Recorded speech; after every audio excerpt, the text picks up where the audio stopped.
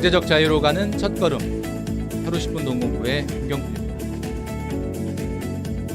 네, 여러분 반갑습니다. 오늘 이 시간에는 부자의 DNA, 투자할 돈과 쓸 돈을 구분할 줄 아는가 라는 내용으로 말씀드리겠습니다. 시작하기 전에 먼저 구독과 좋아요 그리고 알람 버튼까지 꼭 눌러주시면 좋겠습니다.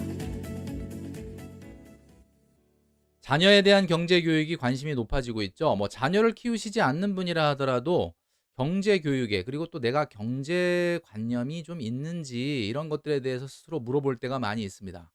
자, 경제 교육하면 늘 떠오르는 분이 한 분 있는데 바로 그분은 존 데이비슨 록펠러. 록펠러 가문의 1세이고 석유왕으로 잘 알려져 있는데 미국에서도 아직까지 굉장히 큰 영향력을 미치는 가문 중에 하나입니다. 자, 이 록펠러 가문의 돈에 관한 특별한 자녀 교육법은 잘 알려져 있는데요. 3분의 1은 기부, 그리고 3분의 1은 저축, 3분의 1은 소비라고 하는 원칙입니다. 그러니까 어려서부터 자녀들에게 용돈을 줬는데 3분의 1은 기부, 3분의 1은 저축, 3분의 1만 소비하도록 했다는 겁니다. 그리고 특이한 것이 바로 3분의 1을 소비하면서 그 소비 내용을 복식부기장부에 적고 금액보다는 어떤 필요성이 있어서 소비했는지를 적도록 했다고 합니다. 자, 이런 어떤 특이한 교육 방법. 자, 록펠러가 자녀들에게 물려주려고 했던 것이 바로 부가 아니라 부자의 DNA다라고 하는 이야기가 있는데요. 3분의 1을 기부한다. 좀 언뜻 들어서는 이해가 안 가죠. 부자라서 그런가? 이런 생각이 들 수도 있는데. 자, 3분의 1을 기부.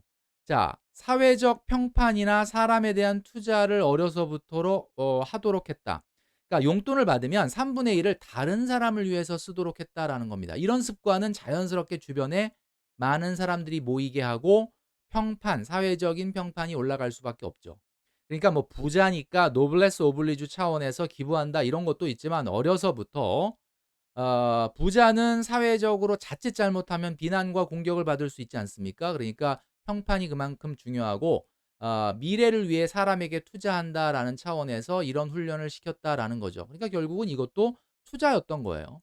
그다음에 3분의 1은 저축. 당연히 이것은 미래 자본을 위해서 자본을 축적하는 습관. 이것을 갖는 거죠. 그리고 나머지 3분의 1만 소비하도록 했는데 이것도 돈을 소중히 여기는 마인드를 심기 위해서 아까 말씀드렸던 것처럼 왜 필요해서 썼는지를 기록하도록 하는 습관을 갖게 했다. 자, 3분의 1 기부와 3분의 1 저축이라는 것은 결국 돈이 없어지는 게 아닙니다. 결국 미래를 위해서 투자되는 거고 그 투자된 돈은 나한테 다시 돌아오게 돼 있죠. 그렇기 때문에 기부하고 저축은 미래의 자산이라고 볼 수 있습니다. 그러니까 용돈을 받아서 그 3분의 2는 무조건 미래의 자산으로 가도록 하고 나머지 3분의 1만 소비하도록 훈련을 시켰다라는 거죠. 자, 왜 그런데 소비마다 필요한 내용을 적도록 했을까라고 하는 부분에 대해서 한번 생각해 보도록 하겠습니다. 우리가 소비할 때마다 느끼는 것은 우리가 뭔가 필요해서 소비하는 것이 아니라 그냥 습관적으로 이거 싸네. 이거 할인하네. 이러면 사는 경우가 많죠. 백화점에 가서 할인 행사를 보면 일정 금액 이상을 사면 어떤 혜택이 있습니다. 그러다 보니까 50만 원만 더 구매하면 5만 원 상품권 받을 수가 있네. 이런 경우에 부딪히는 경우가 있죠. 이럴 때 어떻게 행동을 해야 되느냐? 박영진 씨가 이런 이야기를 합니다. 50만 원 안 쓰면 50만 원 더 생기는 거야.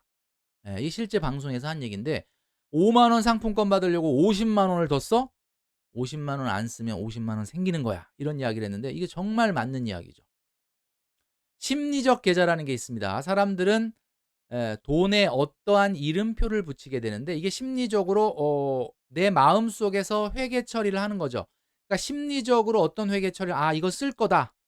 이거는 모을 거다라고 하는 어떤 심리적 계좌를 통해서 미리 회계 처리를 한다는 겁니다. 내가 지갑에 돈을 넣어서 돈을 찾아서 돈을 넣게 되면 이 돈은 100% 쓰게 됩니다.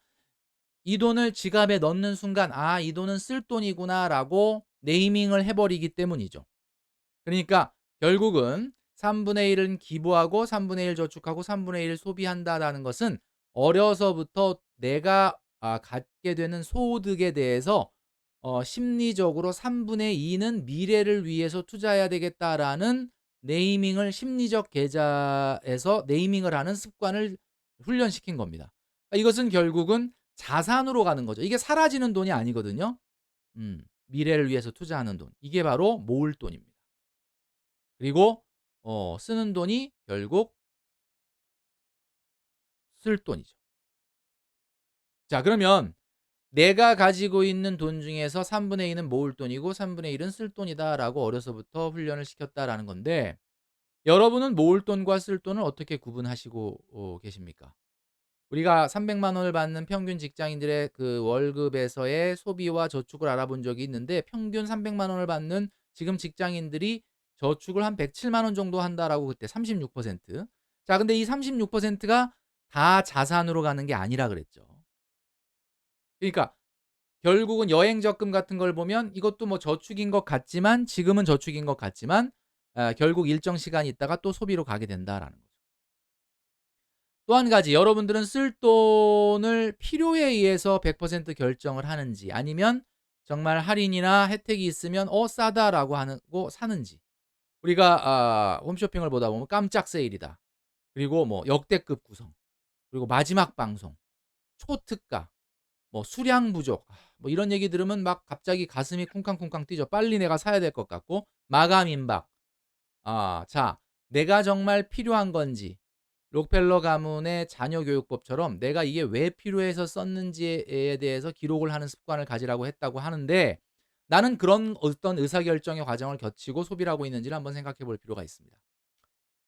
영화 속의 유아인의 명대사, 뭐 잘 알려져 있는 것은 "어이가 없네?" 이건데, 이거보다 사실은 저는 그 영화에서 가장 인상 깊었던 대사가 바로 이겁니다. "생각하고 저질러. 저지르고 생각하지 말고." 자, 이 이야기가 가장 뼈 때리는 대사였던 것 같아요. 이것을 우리의 소비 습관으로 가지고 와서 생각을 해 보면, 우리가 정말 필요한 것인지를 생각하고 저지르는지, 아니면 저지르고 나서 생각해 보니까 '별로 필요 없던 거였네.'라고 하고 있는 건 아닌지 생각해 볼 필요가 있다라는 거죠. 자, 부자의 DNA, 부자 그리고 자본주의란 무엇입니까? 우리가 과거 영상을 통해서 배웠던 것처럼 부라고 하는 것은 두 가지 형태가 있죠. 생산수단과 생산물. 자, 생산수단을 가지고 있는 사람이 부자입니다. 생산수단을 가지고 있는 것이 부자다. 그러면 생산수단이 아닌 생산물을 갖고 있는 사람은 부자가 아니죠. 왜? 생산물이라고 하는 것은 계속해서 그 생산물을 만들어내지 못합니다. 그래서 우리는 끊임없이 노동력을 제공해야 되고, 노동력이라고 하는 것은 누구에게나 유한할 수밖에 없는 거죠. 자, 그래서 우리가 젊은 시절부터, 나이가 한 살이라도 어릴 때부터 가져야 될 습관은, 내가 가진 이 소득이 결국 지금의 나한테 다 쓰라고 있는 소득이 절대 아니라는 겁니다. 그렇기 때문에 결국은 생산수단인 자산으로 가는데 내가 몇 퍼센트를 심리적 계좌로 어카운팅을 할 거냐, 네이밍을 할 거냐, 이것이 이제 중요하다라는 거죠. 그래서 나는 지금 모을 돈은 모으고, 굴릴 돈은 굴리고, 쓸 돈은 쓰고 있는지 한번 돌아볼 필요가 있습니다. 록펠러는 아무리 작은 돈이라고 하더라도 자신에게, 자신이 자산을 보유하고 있지 않다면 자기가 가지고 있는 돈의 3분의 2는 미래를 위한 자산으로 투자가 되어야 한다라고 가르쳤습니다.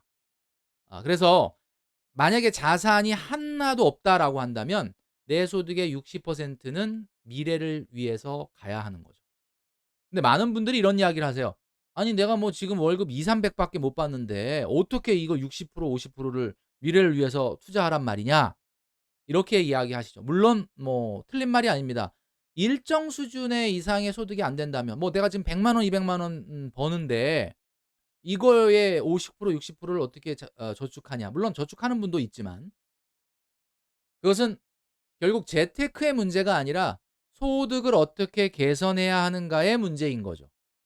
자, 그 문제를 벗어났다면, 여러분들이 만약에 자산이 1도 없다면 당신의 소득은 지금 모을 돈 그리고 쓸 돈을 어떻게 구분하고 있는지, 그리고 여기서 말하는 모을 돈이라는 것은 결국 자산으로 가는 돈을 의미하는 것이다라는 내용을 여러분들이 깊이 인식하셔야 된다라는 거죠.